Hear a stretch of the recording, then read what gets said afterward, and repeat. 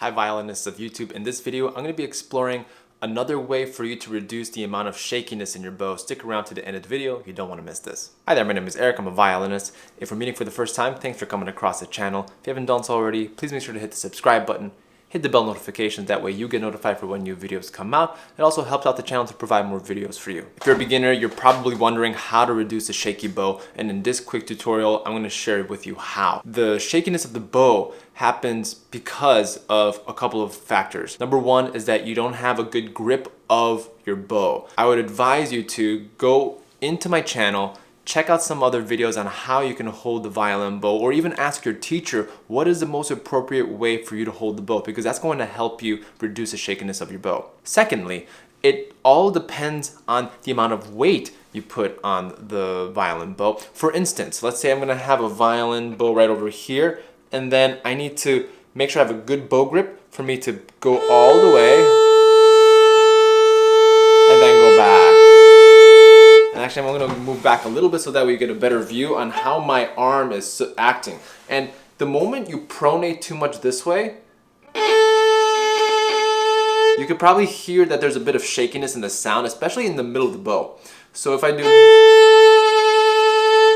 pronating too much, which is emphasizing more weight into the index finger, my pinky's kind of dangling over here and there's not enough balance. So what I usually teach my students is having the fingers bent in the Franco-Belgian, Belgian-Franco bow grip, and that gives me even distribution of the bow. So here we go. So I'm going to do a down bow, then an up bow. And another thing for you to really keep in mind is the level of your elbow and your arm in your right arm, because we don't want to be too high up. We definitely don't want to be too low. So if you do it too high, then you run the risk of your knuckles being too high. And I see this all the time in beginners, that the moment you put the elbow up, all of a sudden the knuckles go up. And I'm going to move in a little closer. We want this, but we see this often. So when you lift the arm up, we want to make sure that the knuckles are still maintaining the grip and maintaining a good solid foundation for the bow. So again, I'm going to do maybe an A or a D string. Let's do a D string because it's something different.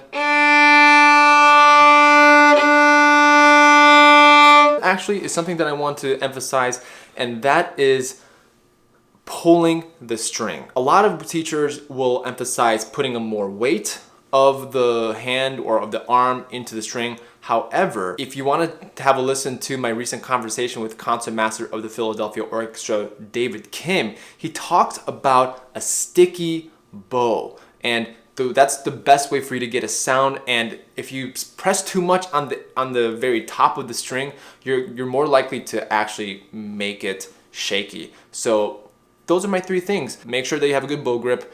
Make sure that there's even distribution for the weight. But in addition to the weight, last but not least, you want to make sure that you're pulling the bow. And you want your bow to be doing the majority of the work, because if you add too much pronation, supination, then all of a sudden it kind of gets out of whack and then your bow is likely to shake. I hope this video was helpful for you. If you liked the video, this quick tutorial, I do a lot of violin content. Make sure to hit the subscribe button, hit the bell notifications, that way you get notified for when new videos come out. It also helps out the channel again to provide more videos for you. Check out more videos on the violin channel. No, not the violin channel. Check out more videos on this channel for you to improve your violin playing skills. I'll leave a card right over here, but also leave videos over here, and make sure to hit the subscribe button down here, please.